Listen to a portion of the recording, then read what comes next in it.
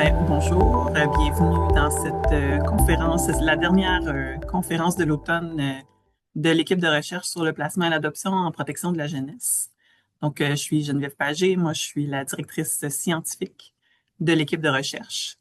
Puis, on a le plaisir d'avoir avec nous aujourd'hui Stéphanie Précourt, que je vais vous présenter plus amplement dans quelques petites minutes, ou secondes en fait. Bref. Donc, je vais te demander de juste avancer les diapos. Je vais vous donner quelques petites consignes qui sont les mêmes que d'habitude.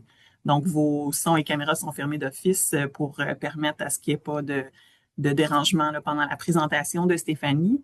Même si son et caméras sont fermés, on vous invite quand même tout au long de la présentation à écrire vos questions dans le chat ou avec le petit icône de conversation. On va les prendre en note au fur et à mesure et puis suite à la présentation en fait de Stéphanie, on va pouvoir échanger à partir de vos questions. Vous avez vu aussi que la conférence est enregistrée, donc elle sera aussi déposée et disponible un peu plus tard, là, certainement au retour des fêtes, là, sur notre page YouTube. Et aussi, là, dans la mesure où c'est autorisé par les personnes conférencières, donc les présentations PowerPoint peuvent être disponibles aussi sur notre site Internet. Euh, Quelques mots juste rapidement sur notre équipe de recherche. Donc, on est actuellement là, 16 chercheurs et chercheuses de différentes universités à travers le Québec. On est une équipe de recherche en partenariat. Donc, on a plusieurs partenaires au niveau institutionnel, associatif, communautaire et aussi ministériel, donc avec qui on travaille sur nos différents projets de recherche. Et on vise vraiment, nous, à produire et à diffuser des connaissances qui sont en lien avec la réalité des enfants et des familles touchées par le placement et l'adoption au Québec. Vous avez ici là, nos différents réseaux sociaux, façon d'entrer en contact avec nous. Donc, n'hésitez pas à vous nous suivre, en fait, là, si jamais ce n'est pas déjà le cas. Vous pouvez avoir plus d'informations sur nos activités et nos recherches. Donc, notre conférencière aujourd'hui, Stéphanie, donc est actuellement chercheuse postdoctorale à l'université, Institut universitaire Chenin-Discute et Université McGill en même temps, c'est bien ça. C'est bien ça. Et donc, a des différents travaux qui ont porté sur les trajectoires de service, sur les disparités aussi, et sur les trajectoires notamment aussi de placement. Donc, c'est un peu plus là-dessus que Stéphanie va pouvoir nous entretenir aujourd'hui. Je vous rappelle aussi que, en fait, notre série de conférences en ligne cette année met vraiment de l'avant les travaux de nos personnes étudiantes. Donc, c'est plus particulièrement en lien avec les résultats de sa thèse de doctorat que Stéphanie va nous entretenir aujourd'hui. Donc, je pense que ça faisait le tour et que je te laisse. Il y a le résumé, mais ça, je pense que Oui, les gens y avaient accès aussi. Fait que je te laisse y c'est aller, vrai. Stéphanie, puis on se Parfait. reparle à la période de questions tout à l'heure. Super, mais merci. Merci Geneviève pour la présentation. Merci de m'avoir invité à présenter une partie de mes résultats de thèse de doctorat, qui porte sur la surreprésentation des enfants en situation de pauvreté dans les services de protection de la jeunesse. Donc, aujourd'hui, on a une présentation de type classique, une mise en contexte où je vais faire état brièvement là, de l'état des connaissances scientifiques, mais aussi des théories qui sont suggérées pour expliquer la surreprésentation des enfants en situation de pauvreté dans les services de protection. Ensuite, on va arriver à mes travaux de doctorat. Donc, je vais vous présenter les objectifs de recherche, la méthode utilisée. Je vais vous partager quelques résultats, mais pas l'entièreté, là, considérant que je vais être concise lors de cette présentation. Ensuite, on va voir, je vais faire un bout de présentation sur quelles seraient les implications pour la pratique en protection de la jeunesse ou en, en intervention auprès des familles en situation de vulnérabilité de manière générale, puis on pourra avoir une période d'échange. Donc, d'abord, Pourquoi on s'intéresse, pourquoi s'intéresser à la surreprésentation des enfants en situation de pauvreté dans les services de protection de la jeunesse? Pourquoi on doit s'intéresser à ce lien-là entre la pauvreté, la maltraitance, l'intervention des services de la DPJ? Donc, ben, d'abord, parce que c'est un enjeu de justice sociale dans la mesure où la pauvreté représente une excusez-moi, donc représente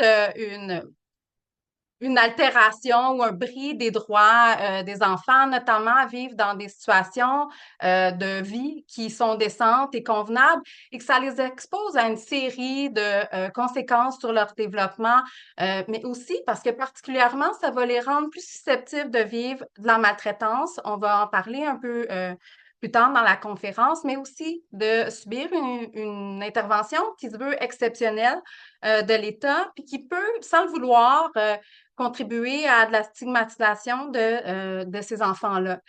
Donc, voilà. Au niveau scientifique, ben, pourquoi c'est intéressant d'y attarder? C'est que pendant longtemps, les chercheurs ont évité d'aborder le sujet par crainte de stigmatiser les familles. Donc, dans la littérature, pendant un certain temps, on a ignoré ce lien-là, mais on voit un intérêt, je dirais, dans les 20 dernières années qui augmente. On voit de plus en plus d'études qui tentent de documenter puis de bien comprendre, ben, OK, quel est le lien? Donc, est-ce qu'il y a un lien? Bien sûr, mais aussi comment on l'explique, ce lien-là? Pourquoi s'intéresser à ça en contexte québécois? Bien, notamment parce que la littérature scientifique nous provient généralement des États-Unis. Donc, c'est là où on retrouve le plus d'études, mais le contexte américain est pas nécessairement le même que nous, notamment parce que on a des protections sociales qui sont importantes pour le bien-être des enfants, notamment parce que nos protections sociales permettent d'avoir moins d'enfants en situation de pauvreté, même au Québec, même si on se compare au reste du Canada. Donc, ils permettent à ces enfants-là d'être moins exposés à la pauvreté. Par contre, depuis la pandémie, selon un récent rapport là, de l'UNICEF, il y a une augmentation de la pauvreté infantile, fait que, ce qui suggère que nos protections sociales, ben, elles seraient pas suffisantes actuellement. Donc, c'est important de se pencher sur cet enjeu qui est vraiment d'actualité.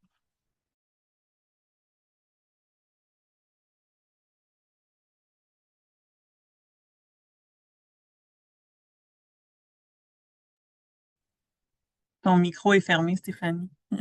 Tu as peut-être accroché le bouton. Non, ton micro est fermé.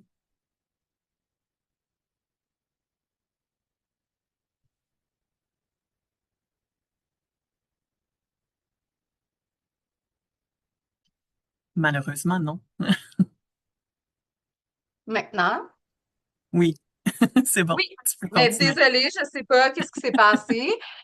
Désolée pour ce cafouillage. Donc, c'est ça, ne sachant pas qui allait écouter la conférence, je vais débuter avec quelques bases sur l'intervention en protection de la jeunesse parce que je vais y revenir, notamment sur le processus d'intervention. Donc, l'intervention en protection de la jeunesse est encadrée par la loi sur la protection de la jeunesse et elle permet cette intervention dans des situations bien précises, notamment l'abandon, la négligence, les mauvais traitements psychologiques, l'exposition à la violence conjugale. On a aussi les abus physiques et sexuels et les troubles de comportement sérieux chez les jeunes. Donc, le processus débute avec un signalement qui est fait par une personne qui est préoccupée pour le bien-être de l'enfant.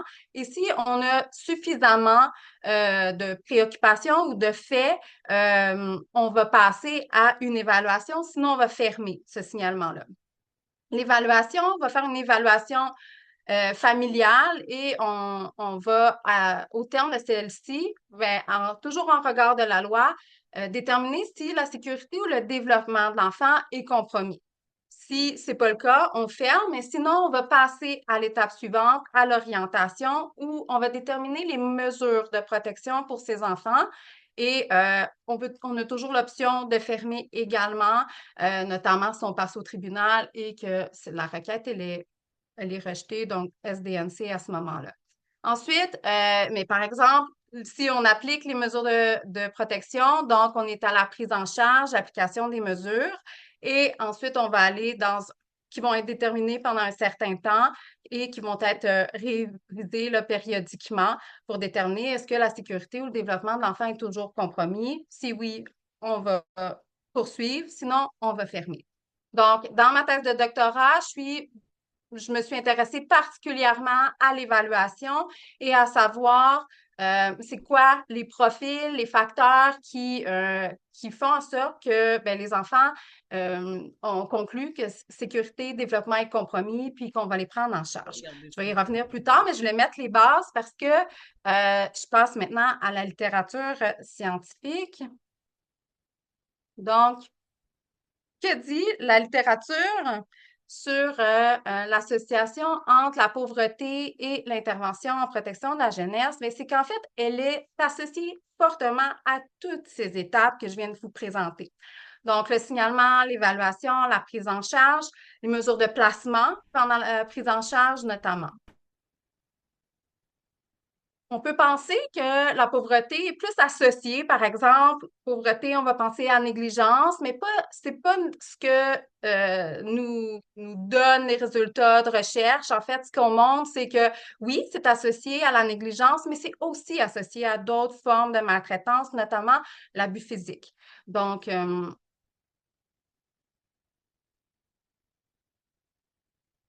ce qu'elle nous montre aussi, la littérature, c'est que ben, les différentes formes de pauvreté et la façon de la mesurer, ben, peu importe comment on la mesure, ben, c'est associé à l'intervention en protection de la jeunesse et à la maltraitance. Donc, la pauvreté économique, si on fait référence, par exemple, au revenu familial, aux prestations sociales qui sont associées au phénomène. La pauvreté matérielle. Donc, si on entend l'insécurité alimentaire, le fait de manquer d'argent pour subvenir aux besoins fondamentaux des enfants, à l'insécurité en logement.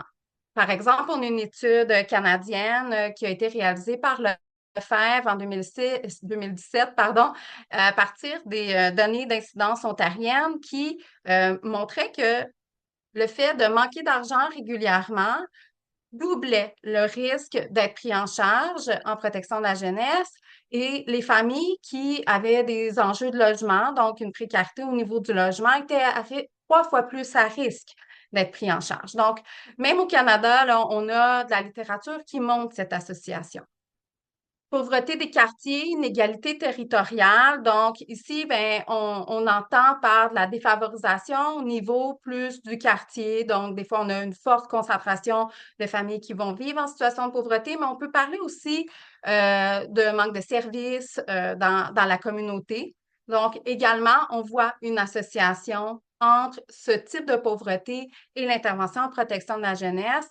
Notamment, on a une étude récente de Tonino Esposito et ses collègues réalisés en 2024 qui montraient que les enfants qui vivaient dans les régions, donc des régions, des quartiers, on peut dire comme ça, plus pauvres, plus défavorisés, étaient à peu près 2 fois plus susceptibles de faire l'objet d'une décision sécurité, développement non compromis et aussi d'être placés. Donc, comparativement à ceux qui vivent dans des régions qui sont davantage aisées. Ce que je vous présente jusqu'à maintenant, ce sont des associations. Donc, la littérature montre une association forte, constante, mais on n'a pas de consensus scientifique que la pauvreté va causer. Donc, de lien causal, on n'a pas ce consensus-là. Néanmoins, on a quelques résultats de recherche expérimentale qui suggèrent un effet causal. Donc, par exemple, une étude de Racine et Bullinger là, qui a été réalisée en 2017 montrait que une augmentation du revenu du salaire minimum, en fait, réduisait le risque d'une décision SDC, donc, ou d'un signalement, mais particulièrement en négligence. Donc, par exemple, 1 dollar de plus de l'heure réduisait les signalements pour négligence de 9,6 %. on a une étude également de Rostad de 2020 qui montrait que les crédits d'impôt plus généreux, donc les États qui avaient des crédits d'impôt plus généreux, étaient associés à une diminution du placement des enfants, donc à peu près à 11. Donc, ça réduisait l'entrée en famille d'accueil d'environ 11, ce qui n'est pas non négligeable. Par contre, ici, ce que je veux qu'on retienne, c'est pas nécessairement l'idée que la solution facile, c'est d'augmenter les revenus ou les crédits d'impôt. C'est pas ça, mais c'est d'en comprendre que pour certaines familles, ça peut vraiment faire une différence. Donc, et pour certains enfants, ça peut faire en sorte qu'ils ne soient pas victimisés. Donc, voilà.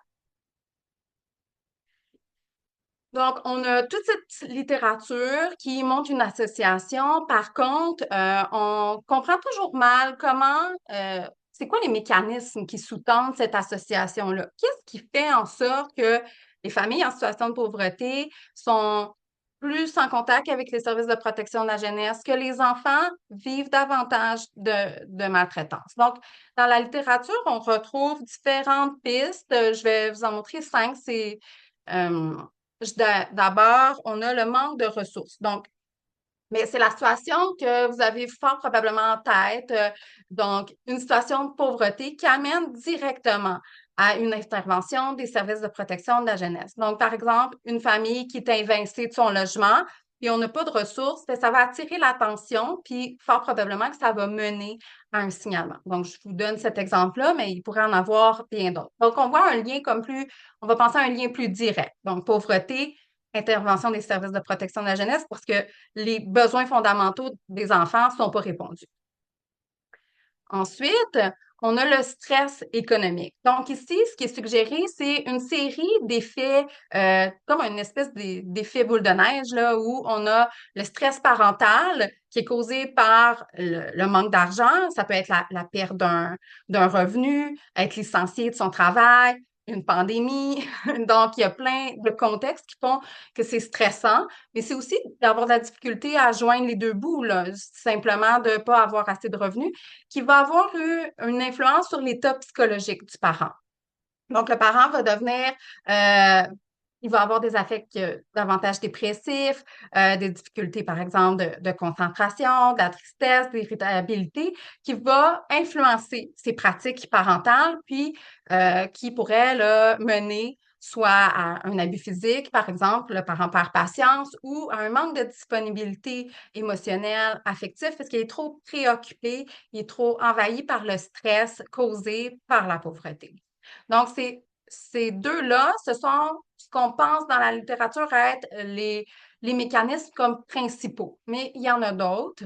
Euh, Par exemple, les caractéristiques cliniques des parents, puis j'ai mis en parenthèse des enfants, donc ça serait des caractéristiques cliniques, par exemple, des enjeux de santé mentale sévères qui font en sorte que la personne, elle a ça limite son insertion au marché du travail, donc elle est en situation de pauvreté, mais des caractéristiques cliniques qui peuvent aussi être associées à la maltraitance et à l'intervention des services de protection de la jeunesse. Donc, on voit cette association-là dans la littérature. Donc, c'est comme si l'association, elle est des deux côtés. Donc, le parent, il y a des caractéristiques qui est lié à la pauvreté, mais aussi à l'intervention. Fait que certains vont penser, c'est pour ça que on retrouve davantage d'enfants en situation de pauvreté dans les services de protection de la jeunesse. Une autre piste d'explication, c'est les pratiques de profilage. Donc, les billets de surveillance qu'on peut appeler, c'est par exemple les professionnels qui sont en contact davantage avec les familles en situation de pauvreté parce que, par exemple, ils ont plus à faire avec certains services, mais aussi parce qu'ils sont plus surveillés par les professionnels, donc plus surveillé, plus scruté, ce qui mènerait à, par exemple, un signalement. Donc, c'est pas, il faut pas le comprendre comme si c'est fait de façon mal intentionnée, c'est pas ça, c'est plus on est préoccupé par la situation de cet enfant-là et bon, j'interpelle les services de protection de la jeunesse parce que ben, je veux que l'enfant et sa famille aient le soutien nécessaire. Il y a aussi des stéréotypes qui sont associés aux familles en situation de pauvreté. Donc, on a notamment des études là, de Kalieros et Dickerson qui vont montrer que les personnes signalantes à comportements égaux vont juger les parents en situation de pauvreté comme plus sévèrement. Donc, les juger comme si l'enfant est plus à risque d'être victimisé. Donc, alors que pourtant, les comportements parentaux sont pareils. Donc, on va parler là, davantage de stéréotypes à ce moment-là. Les facteurs structurels et systémiques qui influencent. Donc, au départ, hein, j'étais plus dans la cellule familiale avec la diapositive précédente. Là, on est plus dans l'environnement contextuel. Donc, l'environnement, par exemple, la police, etc. Euh, aussi l'école, mais les facteurs encore plus macro, donc par exemple, ben, les politiques sociales, tantôt j'en ai donné là, des exemples comme qui peuvent influencer la pauvreté, puis qui peuvent aussi influencer l'intervention en protection de la jeunesse. Il y a notamment tous les impacts du colonialisme, du racisme et de la discrimination qui contribuent à la situation de pauvreté d'un bon nombre de personnes, donc qui fait en sorte qu'ils se retrouvent également davantage dans les services de protection. Donc là, ça va un peu plus loin que ma thèse, mais donc voilà, c'est les mécanismes qu'on pense qui sont à l'œuvre. Donc, ils ne sont pas indépendants, puis on ne pense pas qu'il y a juste un qui est à l'œuvre, mais que ça serait une combinaison. Cette combinaison-là, si vous êtes intervenant en protection, bien, je suis certaine que vous êtes capable de faire des liens avec des familles que vous avez accompagnées. Donc, ils n'ont pas nécessairement toutes les mêmes caractéristiques. Donc, des fois, on a un parent qui a des enjeux de santé mentale importants, qui est en situation de pauvreté. Mais on peut aussi avoir une mère qui a quitté son conjoint violent avec ses enfants, mais qui se retrouve en situation d'itinérance. Donc, on a différents portraits. Puis, c'est ce que je voulais aller voir dans le cadre de ma thèse. Donc, bien, au niveau des familles, est-ce qu'on retrouve des profils? Donc, voilà, je voulais comme aller mettre un peu la loupe là-dessus. Donc, j'y arrive à l'objectif général. Non, mais c'était de mieux comprendre la surreprésentation des enfants en situation de pauvreté, leur famille, au moment d'une évaluation, en identifiant des profils cliniques et socio-économiques, puis en examinant leur influence sur la trajectoire de service. Donc, dans le cadre de ma thèse, j'ai réalisé 2 études avec les données de l'EIQ, donc l'étude d'incidence québécoise sur les enfants évalués en protection de la jeunesse de 2008. Oui, ça date d'un certain temps, mais quand on veut avoir une trajectoire, il faut remonter. Donc, voilà. Donc, la trajectoire, c'est les données TIGE, clinico-administratives, sur les services qui ont été donnés qu'on a observé pendant 10 ans. Donc, l'enfant et sa famille ont été évalués en 2008, puis après ça, on voit si pendant 10 ans, ben, est-ce qu'il va être pris en charge? Est-ce qu'il va être placé? Bon, etc. Est-ce qu'il va revenir dans les services de protection de la jeunesse? Ma deuxième étude portait là-dessus. Donc, plus sur cette trajectoire longitudinale-là. Aujourd'hui, je vous présente essentiellement les profils familiaux. J'arrive à la première, à l'objectif là, spécifique de cette étude-là. Donc, les profils familiaux à différents moments du développement de l'enfant, donc à la petite enfance, à l'enfance et à l'adolescence. Le rationnel ici est appuyé notamment sur la littérature où ben, l'enfant n'est pas impacté de la même manière, puis il est susceptible de vivre en situation de pauvreté davantage, notamment à la petite enfance, moins quand il est plus âgé. Mais aussi au plan clinique, on sait que, ben, par exemple, les difficultés comportementales, ben, on les retrouve davantage chez les adolescents parce que, ben, on a un alinéa qui est juste pour ça.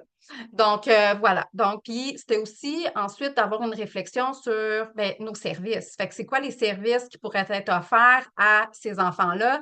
On sait que nos services sont organisés en fonction de l'âge. Fait que souvent, au CLSC, par exemple, ben, on a des services petite enfance, on a des services enfance, on a des services adolescence. Donc, c'était dans ce rationnel-là. Et puis, à partir de ces profils-là, j'examinais l'association avec la prise en charge. Euh, on a un échantillon de 2831 enfants et leurs parents, donc un échantillon provincial représentatif. Donc, les conclusions peuvent être généralisées là, à l'ensemble des enfants québécois qui avaient été évalués là, à cette période-là. L'approche statistique que j'ai utilisée, ce sont des analyses en classe latente qui ont été stratifiées par âge, là, par groupe d'âge, et des statistiques inférentielles. Je vais passer à la prochaine diapositive. Donc, ben, l'analyse en classe latente, qu'est-ce que ça veut dire? Qu'est-ce que c'est? Mais c'est une méthode statistique qui permet d'aller comme découvrir des sous-groupes latents. Donc, à partir d'indicateurs observables, donc vous les voyez ici à l'écran.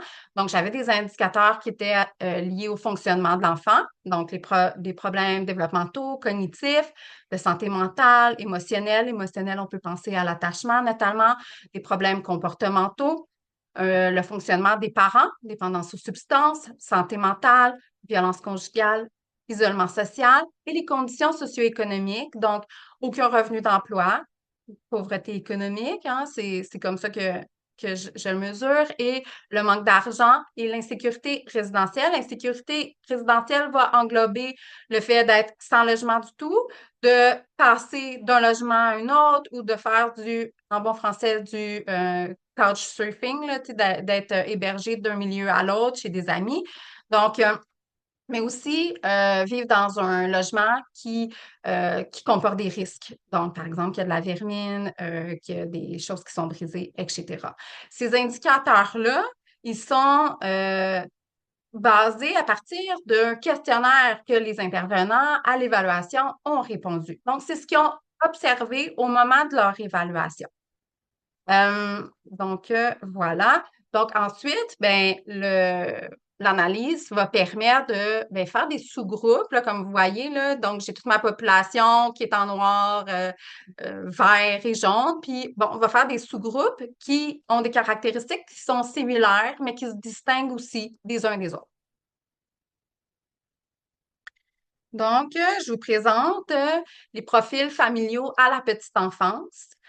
Donc, le premier profil, vous allez voir les indicateurs qui sont là, c'est que minimalement, la probabilité de l'enfant qui est dans cette classe-là, de, par exemple, peu de besoins identifiés, bien, la probabilité que le parent ait aucun revenu au moment de l'évaluation était minimalement de 30. Donc, c'est comme ça nous aide à caractériser les classes, donc, ou les profils. Donc, aucun revenu, violence conjugale, c'était le profil de ces enfants-là. Puis c'est surtout aucun revenu qui venait caractériser ce profil-là. Mais il n'y avait rien d'autre.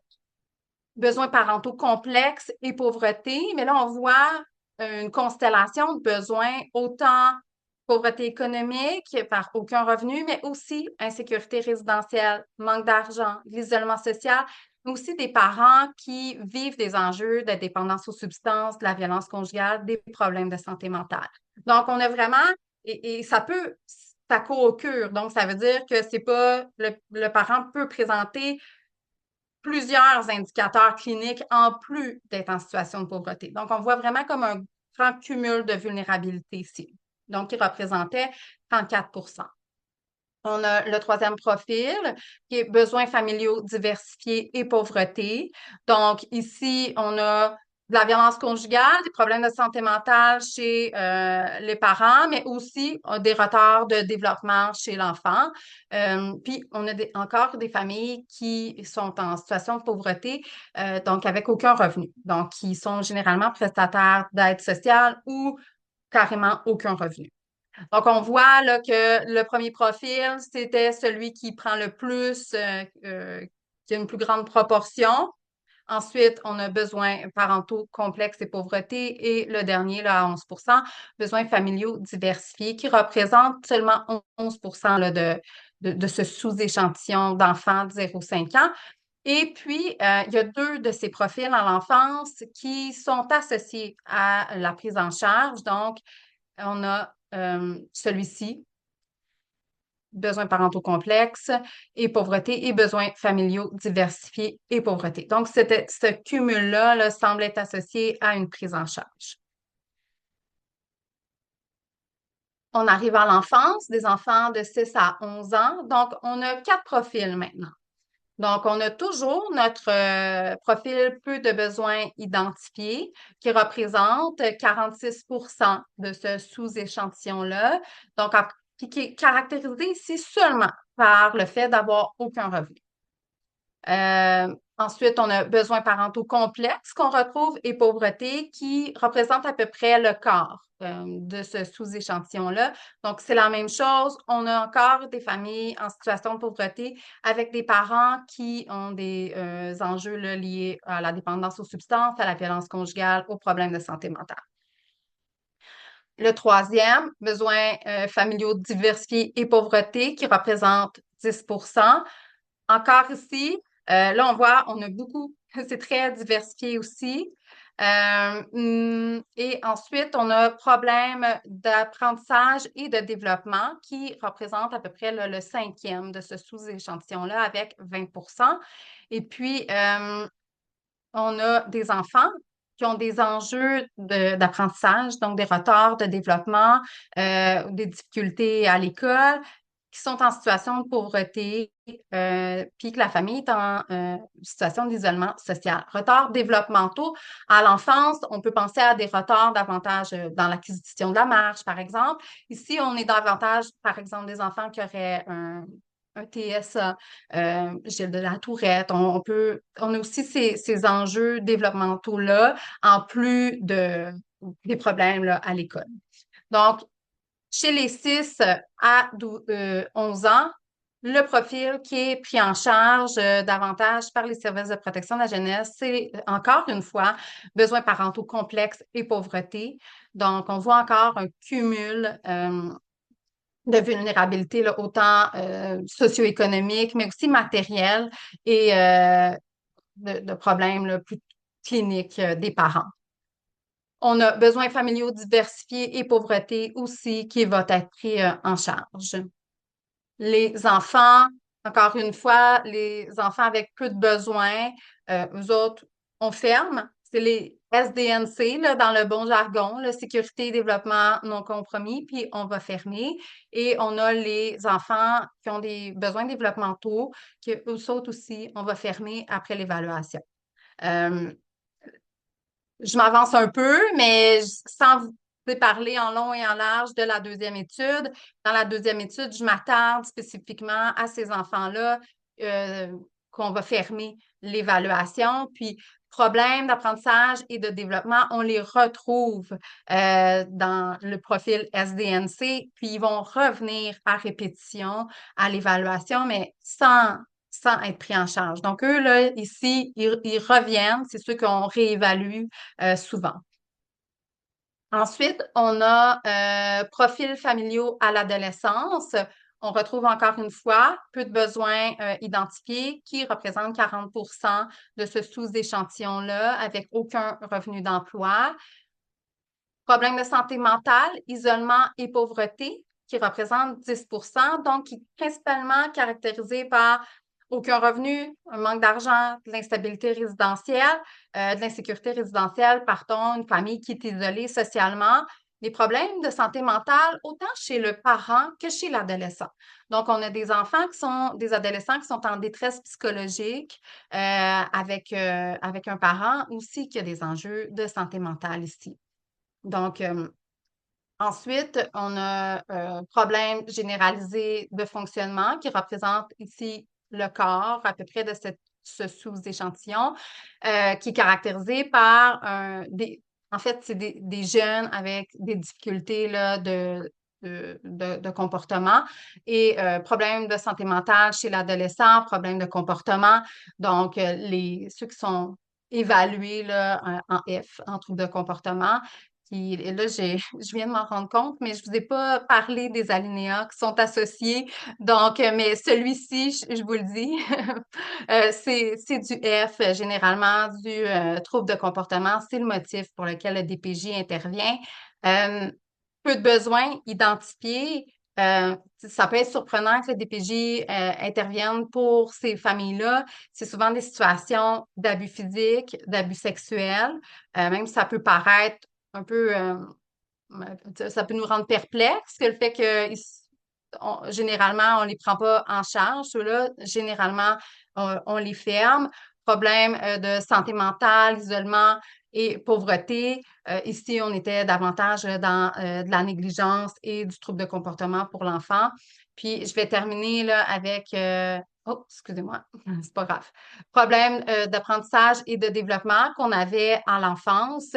Ben, on le retrouve ici également, donc il représente aussi près du quart de ce sous-échantillon-là. Donc, aucun revenu, isolement, problème d'apprentissage, donc des difficultés à l'école, retard de développement, encore une fois, et des problèmes de santé mentale et émotionnelle. Donc, à l'adolescence, qu'on a comme profil qui vont être pris en charge, ces problèmes de santé mentale de part et d'autre, hein, du parent et de l'enfant, mais aussi en situation de pauvreté.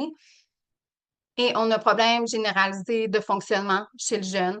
Donc, des jeunes qui ont des problèmes de comportement qui sont graves et chroniques. Donc, voilà. Je suis désolée là, pour les autres. Je pourrais répondre si vous avez des questions après sur quels sont les alinéas ou les motifs de compromission qui sont associés à chacun des profils. Euh, voilà. Donc, j'ai des résultats qui sont quand même touffus, là. Je vous ai présenté beaucoup de profils, mais si on prend un petit peu de recul, ben, qu'est-ce qu'on peut en retirer de ça? Ben, déjà, on voit que les familles en situation de pauvreté, ben, c'est pas des familles avec des profils homogènes. C'est pas un groupe homogène. Il y a différents profils, donc profils de besoins qui vont varier aussi en fonction de l'âge de l'enfant. Euh, il y en a qui restent constants tout au long. On a vu le profil besoins complexes et pauvreté, on le retrouve à travers les stades de développement de l'enfant et à chaque fois, ils vont être pris là, en charge.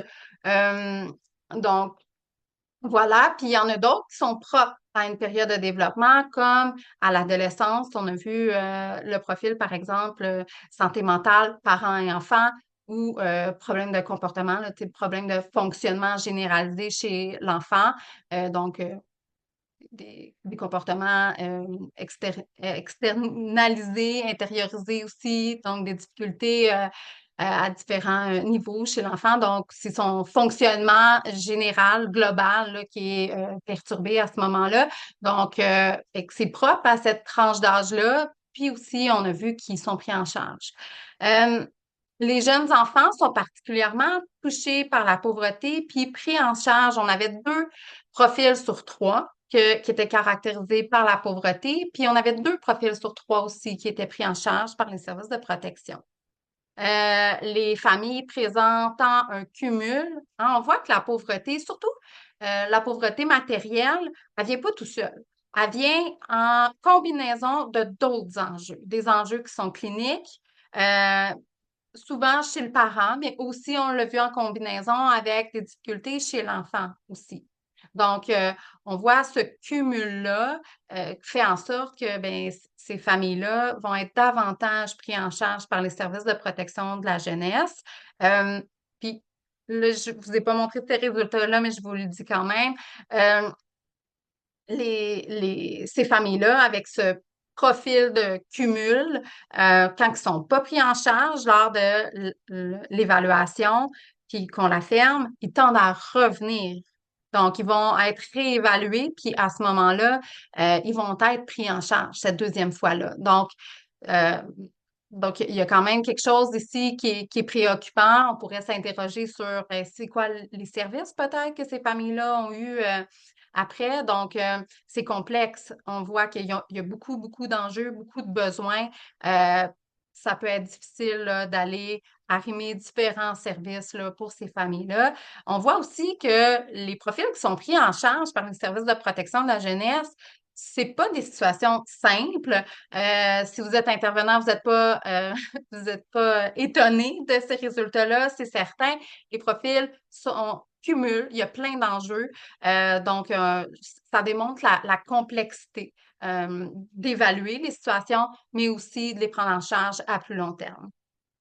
Les enfants en situation de pauvreté ayant des besoins développementaux, dont je l'avais mentionné tantôt, voient souvent leur, euh, leur dossier fermé, puis, comme je me suis avancée tantôt, ils tentent à être évalués à répétition, donc à répétition SDNC. Donc, il y a quelque chose qui se passe euh, au sein de cette famille-là. La famille a des besoins. On peut s'interroger sur, justement, encore une fois, à quel point euh, autres que les services de protection de la jeunesse qui répondent à ces familles-là, qui les soutient pour que la situation se résorbe. Donc, on a de la littérature qui montre que être un parent d'un enfant à besoin particulier, ça peut être difficile émotionnellement, en termes d'énergie. Ça peut aussi amener à devenir en situation de pauvreté parce qu'on manque du travail, par exemple, parce que notre enfant il fait une crise à l'école, etc.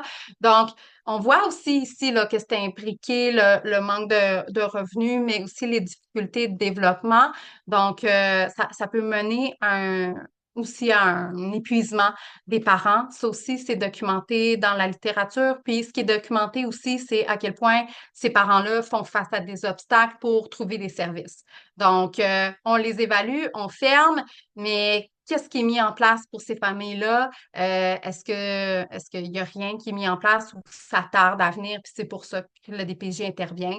C'est une question que j'ai pas la réponse, mais on peut se questionner.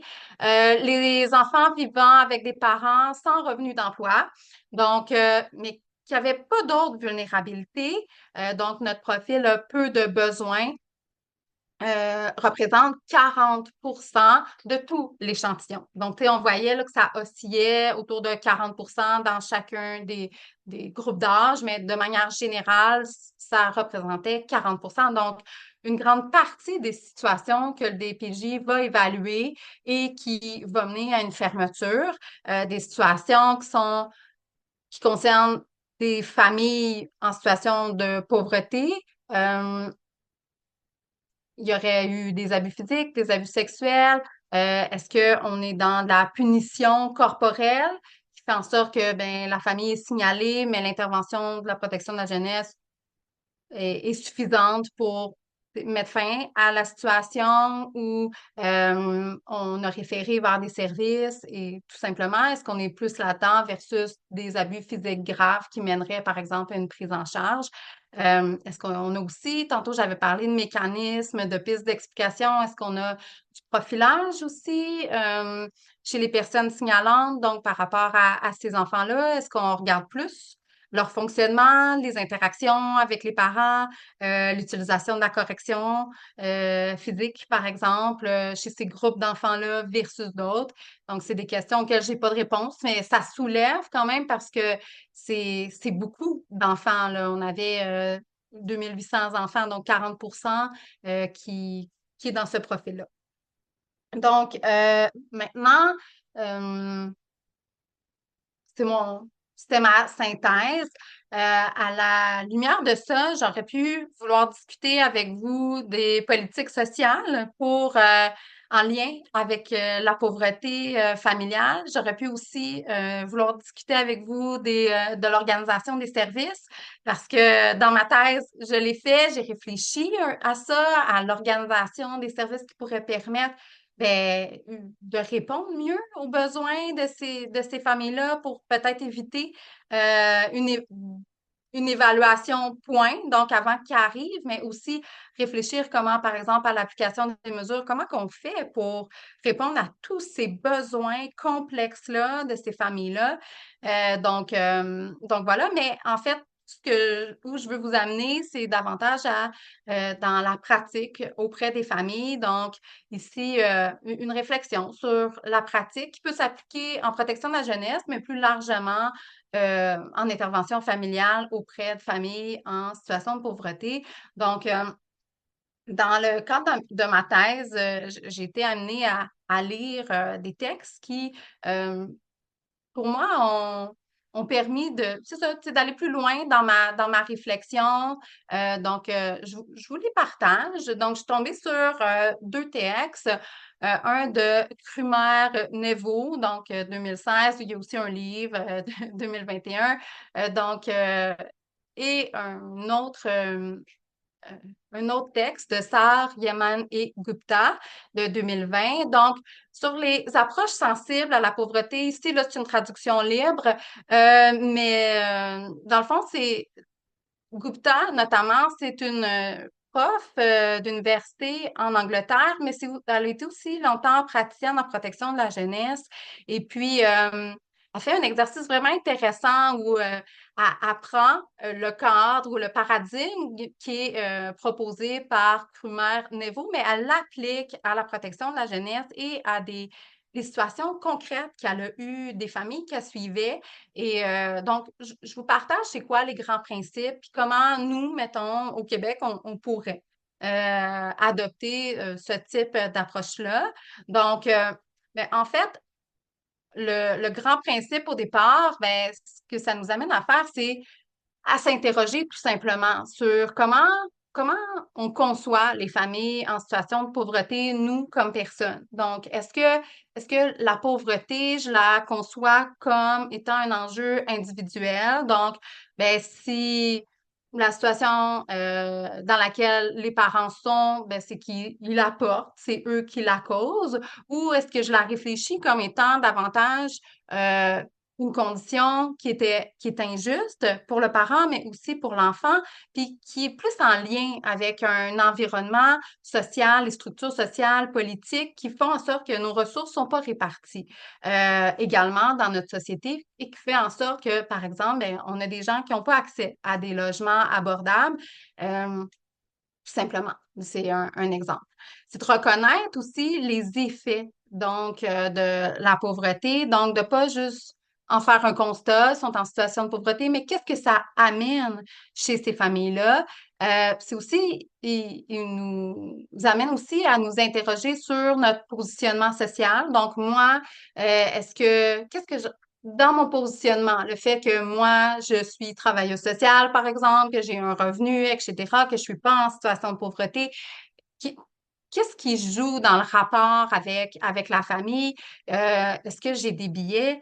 C'est ça. Donc, c'est vraiment de réfléchir sur soi, sur la façon qu'on le conçoit, puis comment ça peut jouer dans l'intervention, tout simplement. Donc, c'est une pratique réflexive, finalement, qu'on nous suggère ici, euh, puis qui nous amène à s'ajuster en intervention.